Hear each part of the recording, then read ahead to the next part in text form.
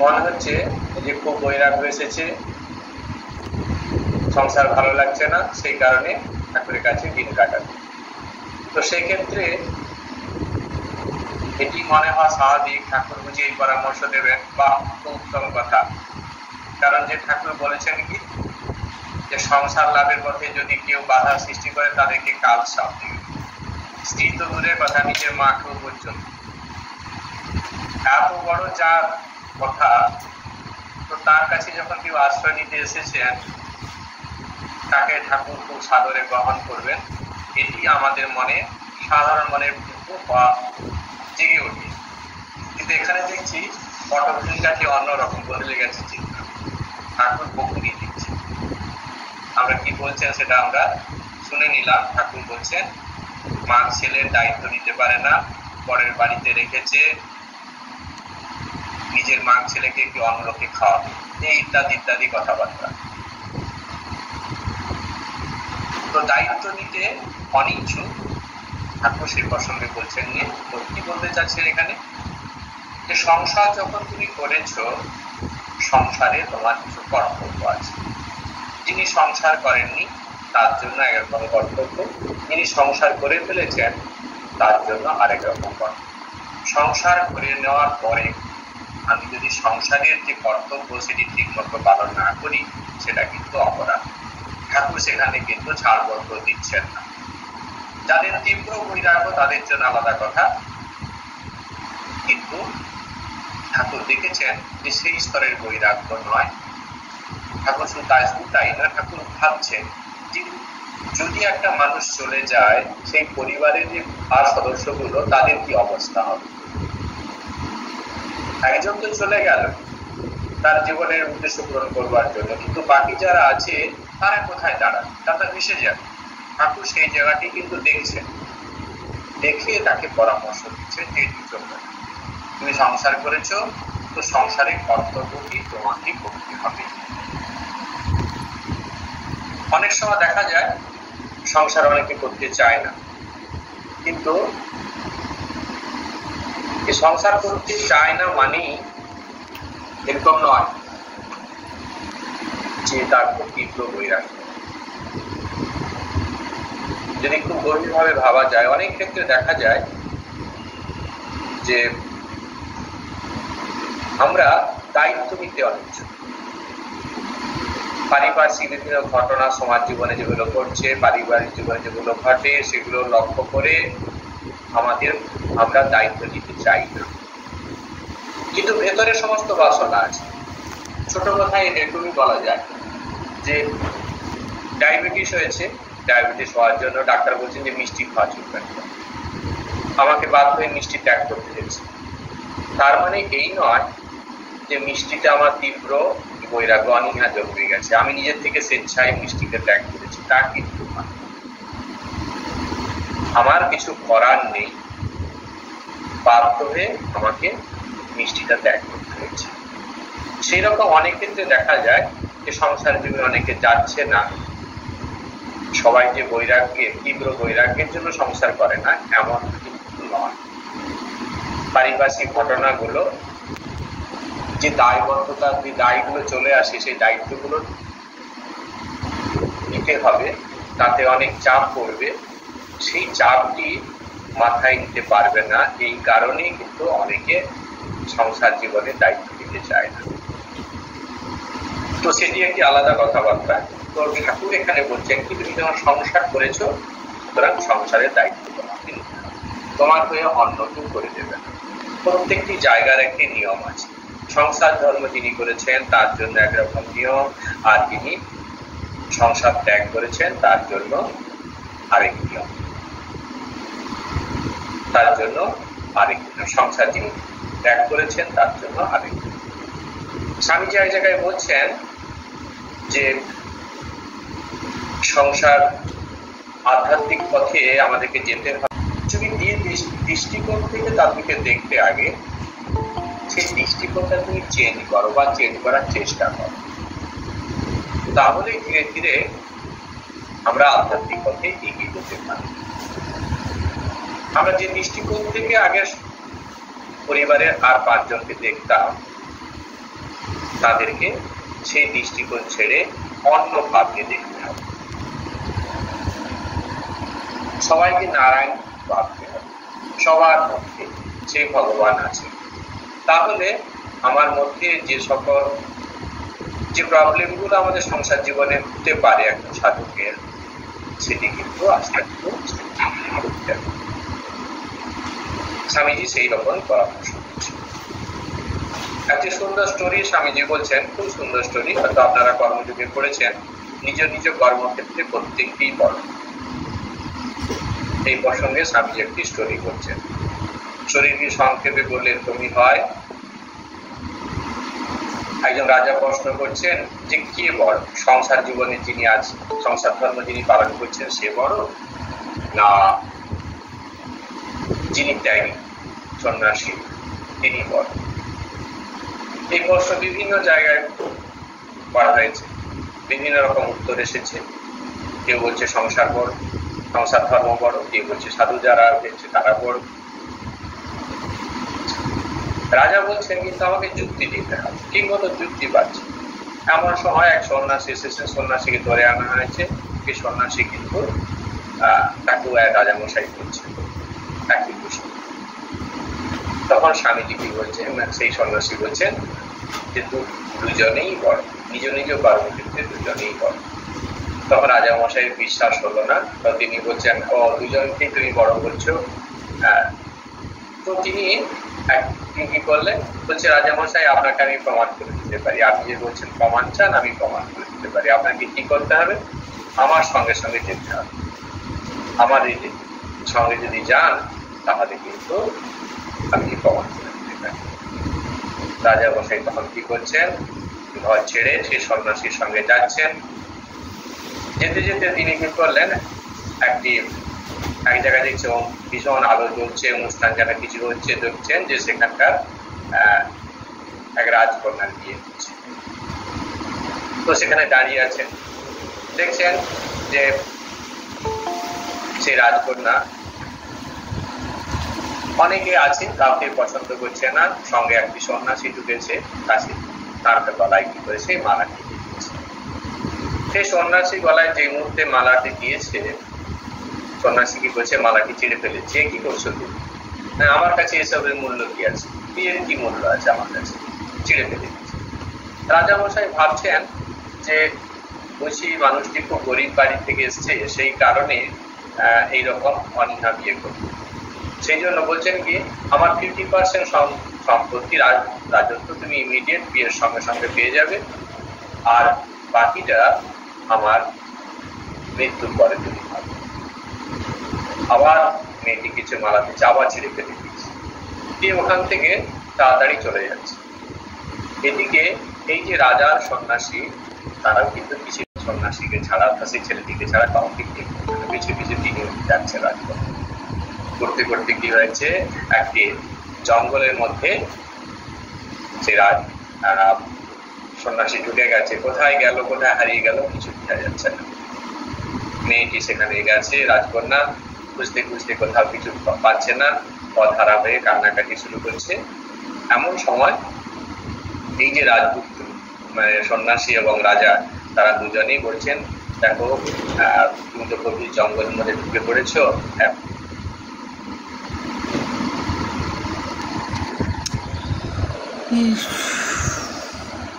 তাদের কিছু বাচ্চা ছিল, 2-3টে বাচ্চা, তারা খুব ছোট।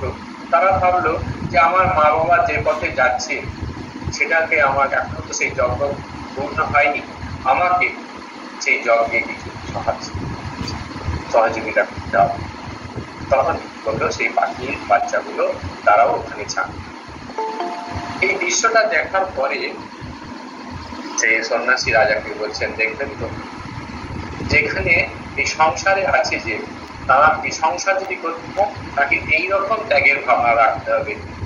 বড় উদ্দেশ্যের জন্য সংসার ধর্ম পালনটা ঠিক ঠিক করতে হলে ঠিক এইরকম যে পাখিরা পূজন করছে এবং তার বাচ্চা ভক্তি শাবক যার যেমন করছে, ঠিক সেইভাবে সংসার জীবনে থাকতে হবে।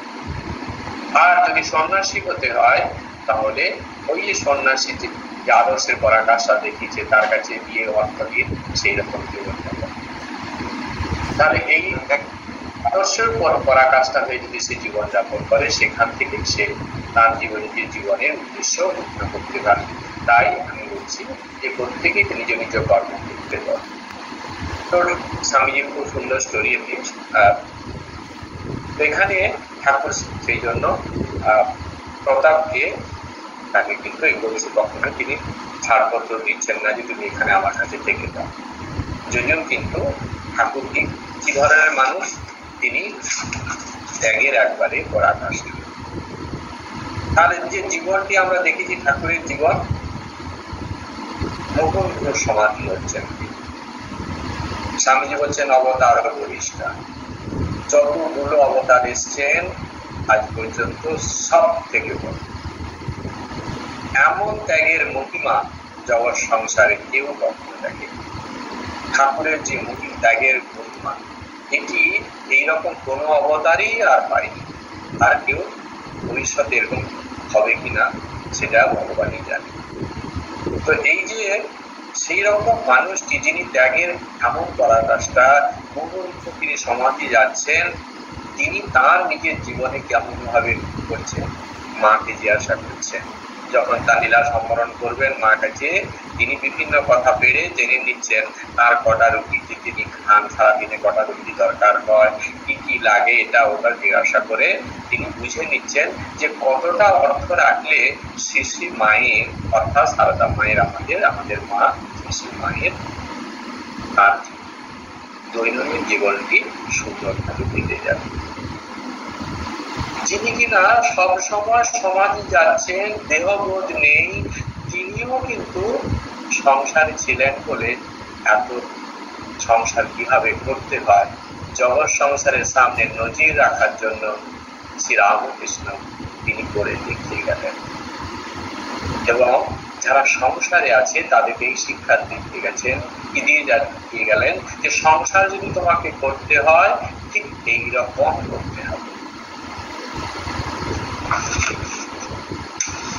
এরপরে আমরা দেখবো, এরপরে জিজ্ঞাসা করছেন যে তাহলে সংসারে যদি এরকম আমাদের থাকতে হয়, তাহলে সেখান থেকে আমরা ঈশ্বর লাভ কি করব, সেখান থেকে কিভাবে আমাদের মধ্যে ভক্তি আসবে, আমরা আধ্যাত্মিক পথে এগিয়ে যাব। সংসার মানে তো অশান্তি, ভেবেছিলাম অনেক শান্তি পাবো, কিন্তু কিছুদিন পরে দেখি বিভিন্ন রকম সমস্যা আমরা জড়িয়ে পড়ি।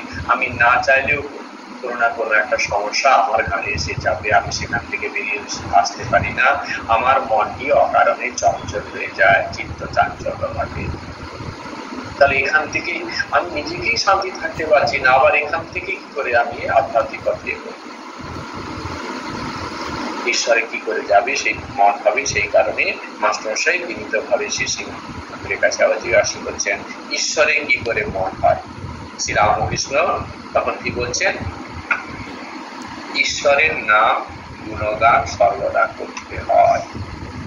তুমি সংসারে থাকো, অসুবিধা নেই, কিন্তু সেখানে সব সময় ঈশ্বরের নাম, কাজের মধ্যেও তুমি কর্মের মধ্যে করতে করতে তার মধ্যে নাম কীর্তন করবে। আবার যখন কর্ম থাকবে না তখনও কাজের মধ্যে আমাদের যখনই আমরা থাকবো সেখানেও কর্ম করার অভ্যাস, ঠাকুরের নাম করার অভ্যাস করতে হবে। আর সৎসঙ্গ ঈশ্বরের ভক্ত বা সাধু এদের কাছে মাঝে মাঝে যেতে হয়। সংসারের ভেতর ও বিষয় কাজের ভেতর রাত দিন থাকলে ঈশ্বরে মন হয় না। মাঝে মাঝে নির্জনে গিয়ে তার চিন্তা করা বড় দরকার। প্রথম অবস্থায় মাঝে মাঝে নির্জন না হলে ঈশ্বরে মন রাখা বড়ই কঠিন।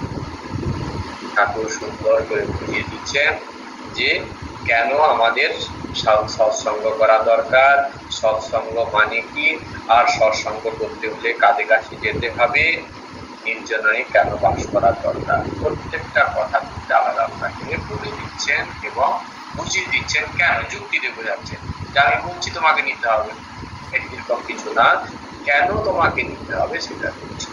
সৎসঙ্গ, কারণ আমাদের মনটা সবসময় বৃত্তিকে আশ্রয় করে, তার সহিত সব সময় কিছু না কিছু বৃদ্ধি। আর বৃদ্ধিটা তো আছে পূর্বজন্মের সংস্কারের জন্য। আবার যে প্ল্যাটফর্মে আমরা থাকি, যে ছত্রছায়া, যে আবরণের মধ্যে থাকবো, যে সমাজের মধ্যে আমরা থাকবো, সেখানকার প্রভাবটা আমাদেরকে বাড়তে থাকে। কেন একটা ভেতরেতে আছি, আবার সেই রকম পরিবেশে থাকলে আমার মধ্যে ওই প্রভাবটা আরো বাড়তে থাকে। গরমের কাছে যদি আমি থাকি, স্বাভাবিকভাবেই কিছুক্ষণ পরে আমার শরীরটি গরম হবেই হবে।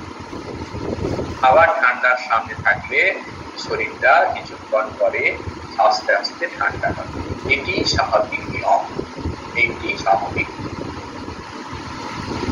তো আমাদের মনের মধ্যে যেহেতু বৃদ্ধি চলছে, সব সময় কিছু না কিছু বৃদ্ধি চলছে, সেই বৃদ্ধিটা কি সবসময় বিষয় বাসনা, অসৎ বৃদ্ধি, ঈশ্বর লাভের পথে যেগুলো অন্তরায়, যেগুলো আমাদের মনকে সবসময় কি করে, চঞ্চল করে, মনের যে শান্ত ভাব সেটিকে নষ্ট করে দেয়।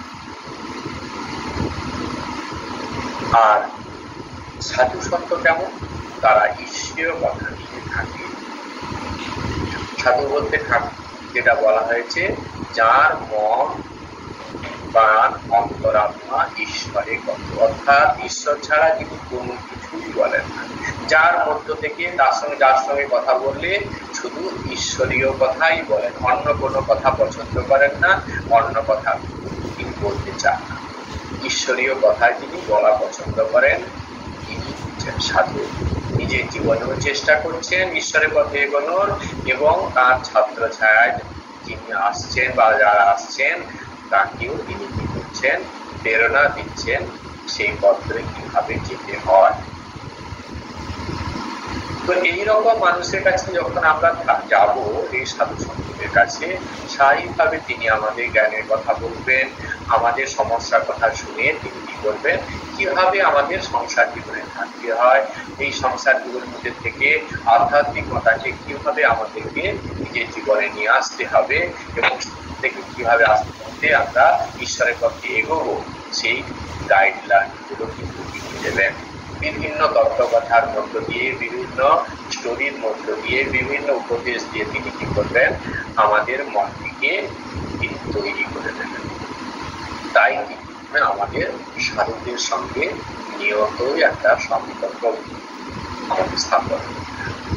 কেন না, আমরা সৎ কথা শুনতে পারি।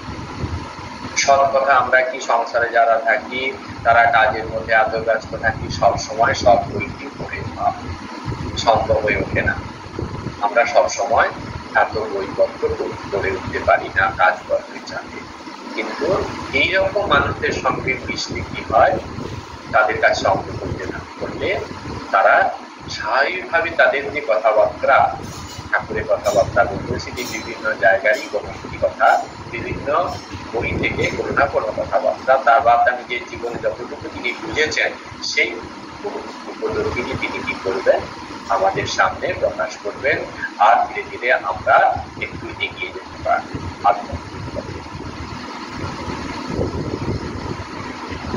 আর তিনি কি বলছেন,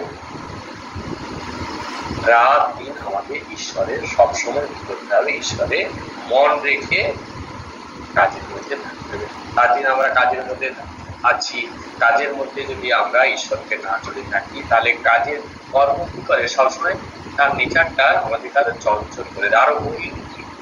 সেখানে যদি ঈশ্বরী ভাব যদি না নিয়ে আসি, এই জগৎ সংসারের সমস্ত কিছু ঈশ্বরের, সুতরাং তার কাজ করছে আমি, এইরকম ভাবনা যদি কাজের মধ্যে না নিয়ে আসি, ঈশ্বর নাম করতে পারলে তো খুব ভালো। অন্তত এইরকমই ভাবা যে জগৎ সংসারটা তারই, সুতরাং যা কিছু কাজ করছি আমি তারই কাজ করছি। এই ভাবনা নিয়ে আমরা যখন কাজ করব, সেই কর্মটা যে চঞ্চলতা আমাদের মধ্যে অভ্যাস সৃষ্টি করতে পারবে না। করাটা খুব সহজ, কিন্তু করা খুবই কঠিন। কিন্তু আমাদের যদি প্র্যাকটিস করতে থাকি তাহলে আস্তে আস্তে আমাদের মনটি, কিন্তু প্রথম অবস্থায় এটি করা খুব কঠিন হয় বলে ঠাকুর কি বলছেন, আমাদের নির্জনে গিয়ে বসবাস করতে হবে। কাজ করতে করতে মনের মধ্যে এইরকম চাঞ্চল্য ভাব আসবে, মন চঞ্চল হয়ে যাবে, তখন কি হবে, কি করবো আমরা, আমাদের কাজটি ঠিক মতো হবে না, মনের সন্তুলন ভাবটা নষ্ট হয়ে যাবে, আমার পরিবেশের সঙ্গে, আমার পরিবারের সঙ্গে, যাদের সঙ্গে সম্পর্ক, প্রত্যেকের সঙ্গে আমার কি হবে, আরো তিক্ত সম্পর্ক, অকারণে আমার অপর মানুষদের সঙ্গে আমার কি হবে, মত ঐক্য না হয়ে মত পার্থক্য তৈরি হবে, সাধারণ কথাবার্তায় আমার মনের মধ্যে রাগ তৈরি হবে, বিদ্বেষ তৈরি হবে। কেন? আমার মনের সাম্য ভাব নেই। মনটি যখন শান্ত থাকে তখন অপরে যদি কোনো কিছু বলে, কথা বলে, অতটা আমরা গায়ে মাখাই না। কিন্তু মন যখন চঞ্চল থাকে, মনের ভেতরে যখন শান্তি নেই, সেই মুহূর্তে যদি ওই জগতের কেউ কোনো কিছু সাধারণ ভুল কথা বলে ফেলে, সেটি আমাদের কাছে খুব বিরাট আকার ধারণ করে, আমরা অসন্তুষ্ট হয়ে যাই। এর থেকে সমাজ জীবনে, পারিবারিক জীবনে অনেক রকম বাধা বিপত্তি, অনেক রকম সমস্যা তৈরি হয় সংসার জীবনে। সেই কারণে ঠাকুর কি বলছেন এখানে, মাঝে মাঝে নির্জনে বসতে। নিজে নিজে যখন আমরা যখন নির্জনে বসবো, নির্জনে থাকবো, আত্মসমীক্ষা করার সুযোগ পাবো, মনের মধ্যে কি কি চলছে আমরা বুঝতে পারবো। জগৎ সংসারে সবার কাছে আমি নিজেকে শো আপ করতে পারি, কিন্তু আমি নিজেকে নিজে কখনো শো আপ করতে পারি না। আমার ভেতরে কি চলছে আমি ভালো করেই জানি। সুতরাং নিজে আত্মসমীক্ষা করতে হবে, আমার কোন জায়গাটায় প্রবলেম আছে, সেই জায়গাটাতে আমাকে কি করতে হবে, বিচার বিবেচনা করে সলিউশনে আসতে হবে। আমার কি করার কর্তব্য, যে চিন্তা আমাকে বারবার উৎপীড়িত করছে সেখান থেকে আমাদের দূরে থাকার চেষ্টা করতে হবে। আমাদের সেই কারণে হচ্ছে নির্জনে বাস। নির্জনে বাস করে যখন আমরা দিনের পর দিন ভগবানের নাম করতে থাকবো, ভগবানের নামের এত মহিমা, এত শক্তি যে মনটিকে শান্ত সৌম্য করে দেয়। আর যেহেতু বিষয়টি কাছে নেই, খুব তাড়াতাড়ি এই প্রকৃষ্টি হয়। আমি আগুনের সামনে দাঁড়িয়ে যদি ঠান্ডার কথা ভাবি, যতই গরম রাখি না কেন, কিছুটা অংশ ধরে গরম হচ্ছে, আর মধ্যে ঠান্ডা নিয়ে এলেও কিন্তু বডিটা ঠান্ডা করতে দেরি হবে, হবে না। কিন্তু আমি যদি আগুন থেকে অনেক দূরে চলে যে বরফটা বরফের কাছে ঠান্ডার কাছে দাঁড়াই, খুব অল্প সময় হয়ে যাবে। এই সংসারের যে তাপ, সংসারের যে সমস্যা, এত কিছুর মধ্যে যখন আমি ঠাকুরকে করবো, ভগবানের নাম করবো, তখন কিন্তু এই প্রোগ্রেসটা, মনের চাঞ্চলতা কাটানোটা অনেক সময় সাপেক্ষ এবং সহজে হতে চায় না। সেক্ষেত্রে আমরা যে নির্জনে ইয়ে করি, যেখানে কেউ নেই, নিজেকে আত্মসমীক্ষা করছি, ভগবানের কাছে দেখতে প্রার্থনা করছি, তখন যেহেতু বিষয়গুলো আমার কাছে নেই, সেটা অনেক তাড়াতাড়ি সম্ভব। মনের মধ্যে কিছু বিষয় অবস্মৃতি আছে, স্মৃতির আকারে আসে, কিন্তু ভগবানের নামের এমন শক্তি যে বারবার একটু ভগবানের নাম করতে, এই ভগবানের নামের স্মৃতিটাই আমাদের মনের মধ্যে প্রবল আকার ধারণ করে, আর ভেতরে যে অন্য স্মৃতিগুলো সেগুলো কিন্তু অনেকটা কমে যায়।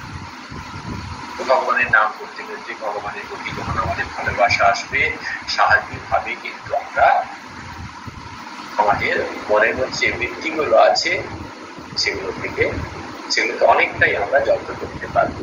আর সেই যে মনটি হবে, মাইন্ডটা ম্যাচিওর মাইন্ড হয়ে যাবে, সেই পরিপক্ক মন নিয়ে আমরা যখন সংসারে ফিরে আসবো এবং সংসারে আবার সেই যে দৈনন্দিন কাজগুলো করবো, তখন কিন্তু আমরা আগের থেকে অনেক সুন্দরভাবে কাজগুলো করতে পারবো। যে সমস্যা এলে আগের থেকে আরো বেটার ওয়েতে আমরা হ্যান্ডেল করতে পারবো। সেই জন্য আমাদের ঠাকুর এখানে কি বলছে, যে নির্জনে নিয়ে যাওয়া। নির্জনতা মাঝে মাঝে কিন্তু খুব দরকার। একা একা কোথাও কিছু চলে যাওয়া, কোনো একটি জায়গায় যে কিছুদিন জাতির কাটিয়ে আসতে পারলে আমরা যখন বাইরে যাই, আমাদের সবার ধারণ করতে যাই, বাইরে বেরিয়ে আসলাম, বাইরে বেড়াতে যাওয়া মানে সেটা চিত্তের চাঞ্চল্য, মনের মধ্যে তো বৃত্তি আছে, আরো 50টা জিনিস দেখে আমার মনকে আরো কিন্তু চঞ্চল। সেই জন্য সাধক গান করছে, তীর্থে ভ্রমণ মন উচাটন।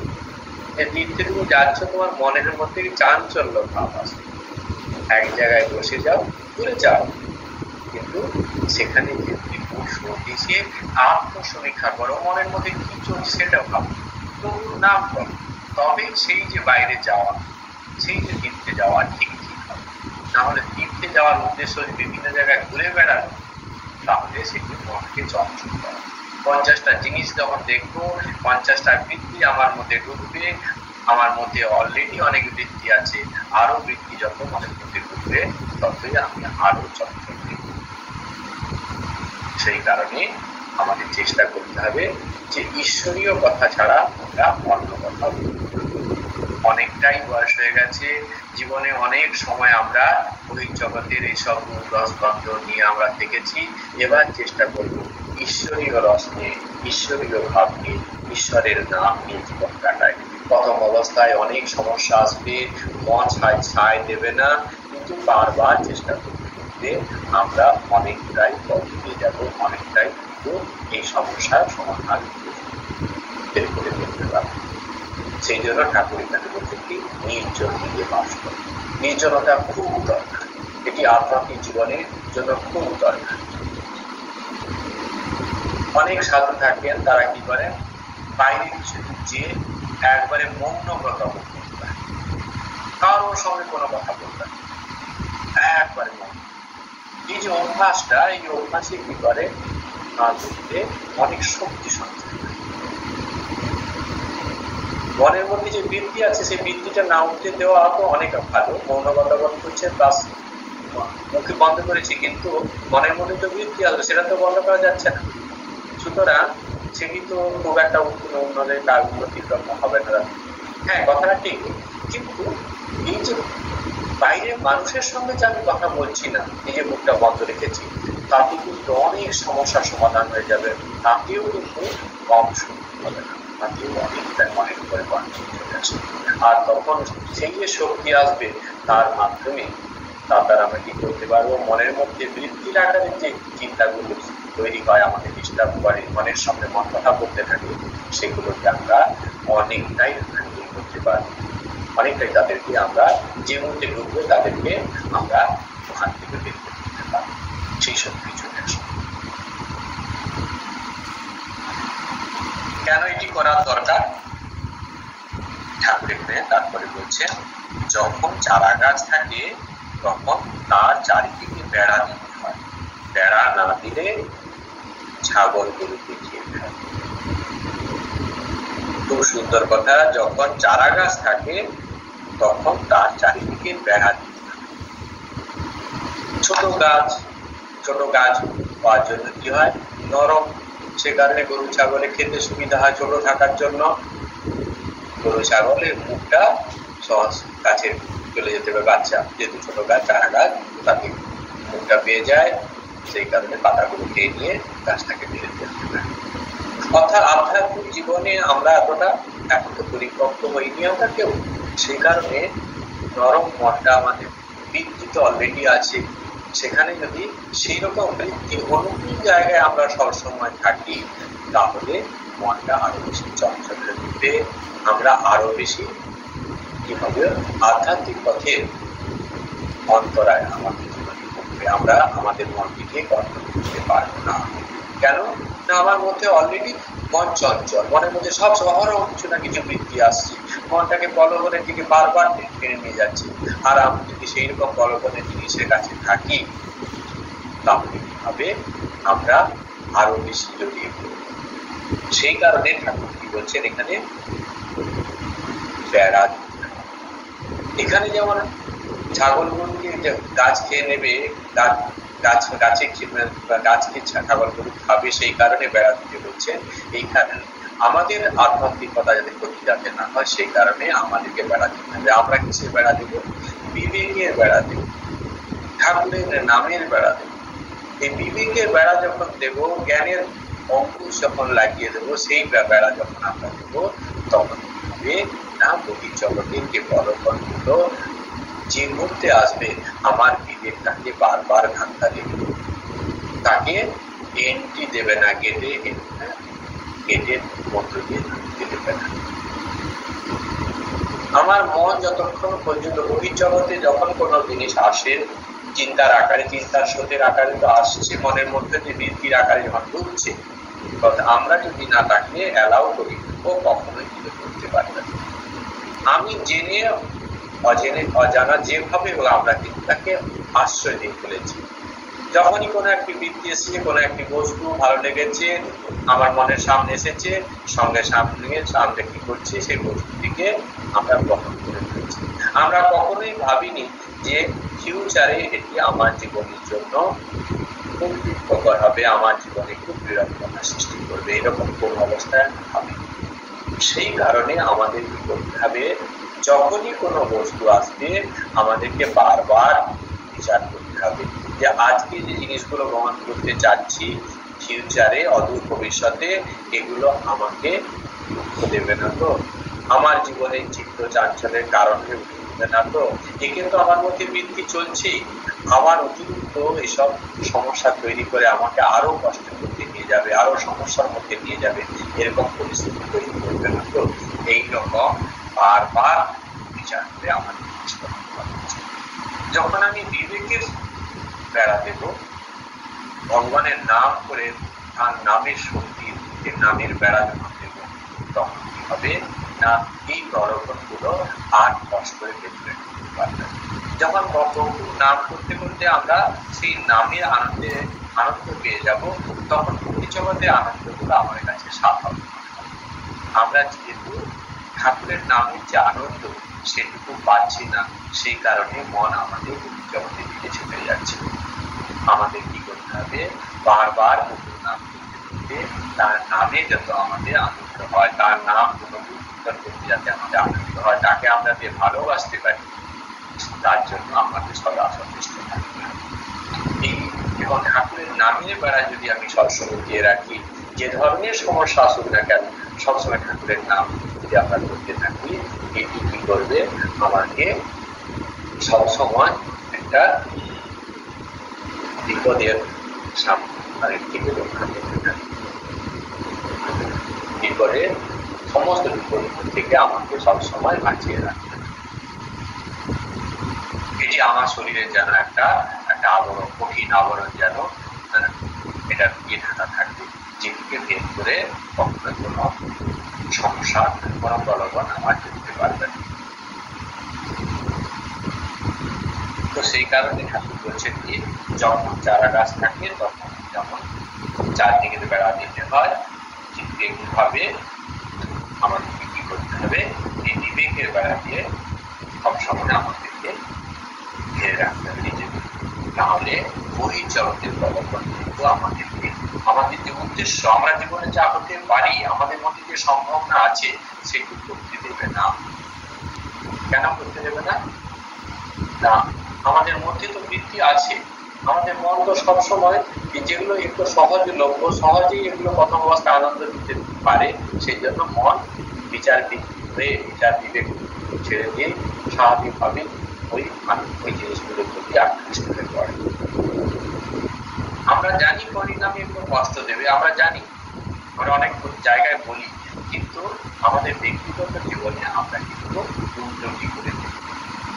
সেই কারণে প্রভুর নাম করলে একটি সুবিধা হয়, সেই নামের যে নিজের আকর্ষণ, ঠাকুরের নাম করতে করতে নামের যে শক্তি, সেই শক্তি এমন একটি তৈরি হবে যা জগতে কখনোই আর সেই রকম আকর্ষণ থাকবে না। সেটি ঠাকুর বারবার কিন্তু একটি হচ্ছে। এরপরে আরেকটি কথা বলছেন, ধ্যান করবে মনে মনে বলে, আর সর্বদা সৎ অসৎ বিচার। ঈশ্বরই সৎ কিনা নিত্য বস্তু, আর সব অসৎ কিনা অনিত্য, এই বিচার করতে করতে অনিত্য বস্তু মন থেকে ত্যাগ করবে। এরপরে ঠাকুর বলছেন কি, তো নির্জনে তো যাবো, নির্জনের প্রভুর নাম করবো, ধ্যান করতে বলছেন। তো ধ্যানটা কেমন করতে হবে? মনে বসে, মনে মনে বল। আমরা অনেক সময় কি করি, সাধনা করি লোক সম্বন্ধে, যেন এতে কি হয়, সবার মধ্যে কি হয়, একটা সবার দৃষ্টিতে পড়ে, তাদের কাছে একটা বিষয় হয়ে পড়ি আমরা, যে আলোচনার বিষয় হয়ে উঠছে। আর শুধু তাই নয়, আমাদের মধ্যে অনেক সময় একটা দেখানোর ভাব চলে আসে, অনেক সময় চলে আসে। আমি করছি, সবাই আমাকে বলবে অসাধু করছে, সবাই না, এরকম ভাবনা কি করবে? হ্যাঁ, আমি করছি, কোথাও বসে আছি, কেউ চলে এলো কাছে, দেখতে পেয়ে গেছে, আলাদা কথা। কিন্তু অপরকে দেখানোর এই ভাবনা নিয়ে আমি যেন না বসি, এরকম যেন না করি, মনে মনে যদি এরকম। আবার বলছে যে আমার একটা জায়গা পরিস্থিতিতে পড়ে গেলে যেখানে সবাই বসে আছে, সেখানে করা যাচ্ছে না, সেটা তুমি মনে মনে করতে পারো। তোমার যা কিছু সাধনা ভগবানের নাম মনে মনে মন দিয়ে দেখে যাচ্ছে। আর কি বনে ঠাকুর রয়েছেন, বাইরে যেতে বলছেন, নির্জনে যে বসবাস করে সেখানে ভগবান ঠাকুর রয়েছেন, বনে যেতে, যেখানে সাধনা করতে। আমাদের বনে মনটাকেই, আমরা সংসারটাকেই আমরা একটু করে ফেলতে পারি। কিছু সময়ের জন্য আমরা বহির্জগৎ থেকে টোটালি নিজেকে ডিটাচ করে দিতে পারি, মোবাইল থেকে সম্পূর্ণ ডিটাচ হয়ে যেতে পারি। পরিবারে যার পাঁচজন আছে, স্ত্রী, পুত্র, কন্যা, স্বামী, সবার কাছ থেকে আমরা একটু কিছু সময়ের জন্য একবারে আলাদা হয়ে নিজের শ্বশুর ঠাকুরের সঙ্গেই আমার একটা মতো সম্পর্ক, এই ভাবনা নিয়ে আমরা কিছু সময়ের জন্য অবস্থা পরিবারে আর পাঁচজন যারা আছে তাদেরকে জানিয়ে দেওয়া যে এই সময়টা একটু ঠাকুরের কাছে আছি, কোনো অবস্থায় কিন্তু আমার সঙ্গে খুব প্রয়োজনে আমার কাছে কিন্তু যাবে না, তোমরা আমরা 1 ঘন্টা পরে দেবো বা 2 ঘন্টা পরে তোমার সঙ্গে আমরা তোমাদের সঙ্গে এটি নিজেকে করে নিতে হবে। বয়স হয়ে যাচ্ছে, আমরা যদি এখন থেকে নিজে থেকে রুটিনটা না তৈরি করি তাহলে কিন্তু আমরা নিজেরাই ভুলে যাব।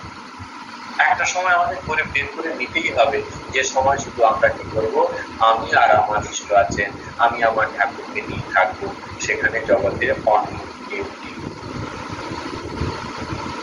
এটি কিন্তু আমাকে তৈরি করে নিতে হবে। মনে মনে মনে এক মনে বসে, যেখানে কেউ নেই সেখানে করে বসে আমি ভগবানের নাম করছি। নির্জনতা দরকার, মনের মধ্যে নির্জনতা, যেখানে কোন রকম কীর্তি থাকবে না। কোনে এক কোণে, অন্য জায়গায় সবাই আছে, সেখানে কোণে বসে গেলাম, সেখানে কেউ নেই, আবার কোণে যেতে পারি। অর্থাৎ যে কোনো অবস্থায় নিজেকে নির্জনের থেকে আমার সম্বোধন করা। আর তার থেকে আমরা যেতে পারবো না, বাড়ির আর 5 জনের সঙ্গে যারা আমার বাড়ির সদস্য, তাদের সঙ্গে কথা বলা যে এই সঙ্গে কিন্তু আমি ঠাকুরকে নিয়ে থাকতে চাই, আমাকে ওরা একটু ছাড় করতে দেওয়া, এটা নিশ্চয়ই আমার যদি ব্যাকুলতা থাকে, ঠাকুর নিশ্চয়ই আমার ব্যবস্থা করে দেবেন। ওই পরিবেশটিকেই আমাদেরকে কি করে দেবেন, আধ্যাত্মিক ভাবে এমন তৈরি করে দেবেন। বাড়ির আর 5 জন যারা আছে তাদের মনটিকে এমন ভাবেই তিনি করে দেবেন যাতে আমি নিশ্চিন্ত মানে ওই 1-1.5 ঘন্টা পারি।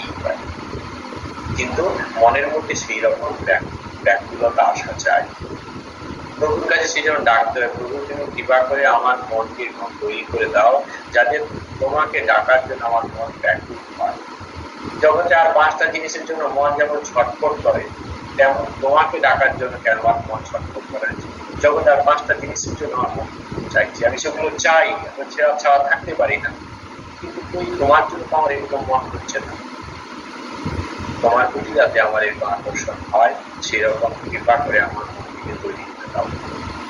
আমরা যদি দিনের পর দিন এরকম মায়ের কাছে প্রার্থনা করি, ঠাকুরের কাছে প্রার্থনা করি, তিনি নিশ্চয়ই আমাদের করে দেন। তিনি জগৎ সংসারে আমাদের নিয়ে এসেছেন, তিনি জানেন আমাদের লিমিটেশন, আমাদের কতটা আমরা করতে পারবো জানি, কিন্তু আমাদের এইটুকুই ছিল তার কাছে প্রার্থনা করা, প্রভু আমার করে দাও এটা, এইটুকু যদি আমরা বলি তিনি সমস্ত ব্যবস্থা করে দেবেন। কি করতে হয়? সৎ অসৎ বিচার করতে হয়।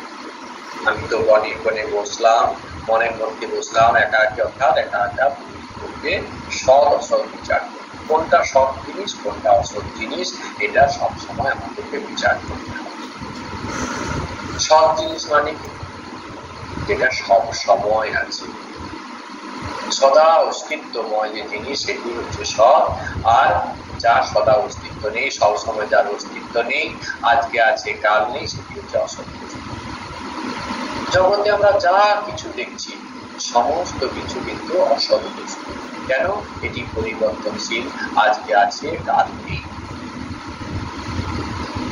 সময়ের ব্যবধানে এগুলো পরিবর্তন হতে থাকে। প্রিয়জনদের আমাদের হারাতে হবে, ঘর বাড়ি, ব্যাংক ব্যালেন্স, বৈভব, এত কিছু যা কিছু সমস্ত কিছু কিন্তু একটা কালের নিয়মে হারাবে। কিন্তু ঈশ্বর সবসময় আছেন, সমস্ত অবস্থায় তিনি আছেন, তিনি একমাত্র নিত্য বস্তু। সেই জন্য ঠাকুর বলছেন কি, সব অসৎ বিচার করতে হয়। ঈশ্বরই সব বস্তু, কিনা নিত্য বস্তু, আর সব অসৎ। ঠাকুর নিজেই উত্তর দিয়ে দিচ্ছেন, বুঝিয়ে দিচ্ছেন যে দেখো সৎ অসৎ বস্তু কোনটা?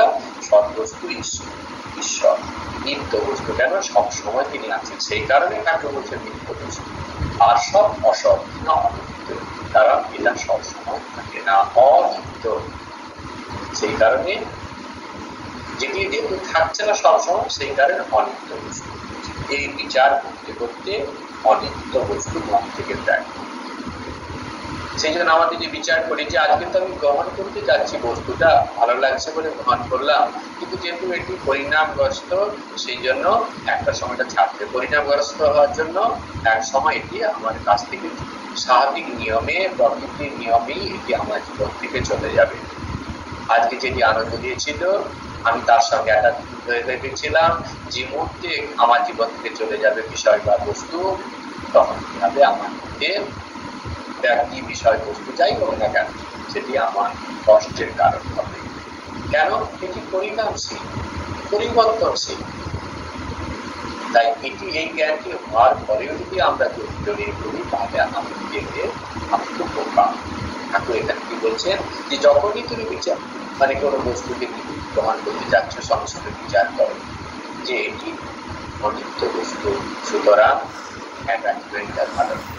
তো আমরা এখানে বলছি সেগুলো ঠাকুর এই বিচার করতে করতে অনিত্য বস্তু মন থেকে ত্যাগ। যতই আমরা বিচার করব, আর ওই জগতে আমরা যেটা ঘাত প্রতিঘাত পেয়েছি, সেই এক্সপিরিয়েন্স আমাদের যেটুকু বয়স হয়েছে তাতে আমরা অভিজ্ঞতা করে নিয়েছি, যে যেগুলো মনে হয়েছিল বস্তুগুলো থেকে আমি আনন্দ পাবো, প্রত্যেকটা বস্তু গ্রহণ করেছি, একটা সময়ের পরে এগুলো আমাকে শুধু কষ্টই দিয়েছে, শুধু আমি এখান থেকে দুঃখই পেয়েছি। এরকম বারবার আঘাত খেতে খেতে আজকে আমি বুঝে গেছি যে এগুলো থেকে আনন্দ পাওয়া যায় না। অনেকটাই মন আজকে ম্যাচিউর হয়ে গেছে, অনেকটাই মন কিন্তু ম্যাচিউর হয়ে গেছে। একটা ছোট বয়সে যখন ছিলাম, কেন মনটা ম্যাচিউর হয়ে গেছে? ছোট বয়সে যখন আমার খেলনাগুলো আমাকে গিফট পেয়েছি, আমি সেগুলো ঘুমানোর সময় আমি লুকিয়ে রাখতাম, সবাইকে বাড়ি বলতাম তোমরা সরে যাও, আমি এগুলো রাখি, তারপর কোথায় রাখছি সেটা আমি জানি, কেউ যেন না জানে। হয়তো দাদা কিংবা দিদি কিংবা বোন, তারা কি করবে, আমি ঘুমিয়ে করলে পারবো নিয়ে নিতে পারে, সেই কারণে আমি সেগুলোকে লুকিয়ে রাখছি। এতটাই আমার কাছে ওইগুলো আকর্ষণীয় ছিল, এতটাই ওই খেলনাগুলো আমার কাছে, খেলনা আমার কাছে খেলার উপর অ্যাটাচমেন্ট। কিন্তু আজকে যদি ওই খেলনাগুলো আমাকে দেয় কেউ, আমার কোনো কিছু মনে হবে? আমার কাছ থেকে যদি নিয়ে নেয় আমার কিছু মনে হবে? কোনোটাই হবে না, কারণ মনটি এমন পরিপক্ক হয়ে গেছে, আমার মনে কোনো বৃত্তি উঠবে না। কেউ নিল, কে গেল, কোনো আমি হাসবো না, কাঁদবো না, আমার দুঃখ নেই, কোনো কিছু নেই।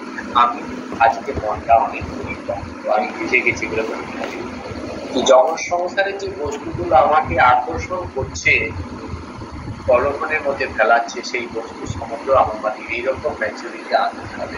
আমরা ঘাত প্রতিঘাত খেতে খেতে অনেকটাই বুঝে গেছি, এখন আরেকটু বিচার করে আমাদের এগুলোকে আর গ্রহণ করা হয়। আমি অনেক গ্রহণ করে আমি টেস্ট করে দেখে নিয়েছি যে প্রত্যেকটা বস্তু থেকে আমি শুধু কষ্টই পেয়েছি, দুঃখ পেয়েছি, কোনো বস্তুই আমাকে আনন্দ দিতে পারেনি। সুতরাং আর এবারে আমি শুধু ঠাকুর থাকতে চাই, আমি ঠাকুর, আমি শুধু তোমার হতে চাই, আমি তোমার নাম করে উত্তম করে তুমি রাখাতে চাই। এইভাবে ব্যাকুল হয়ে আমরা যদি মায়ের কাছে প্রার্থনা করি, ঠাকুরের কাছে প্রার্থনা করি, তিনি ধীরে ধীরে তার করে আমাদেরকে ডেকে নিয়ে দেন, তার কাছে আমাদের কেড়ে নেবেন। আজকে এই পর্যন্ত। ওম শান্তি শান্তি শান্তি। हरि ओम तत्सत्। श्री राम कृष्णार्पणमस्तु।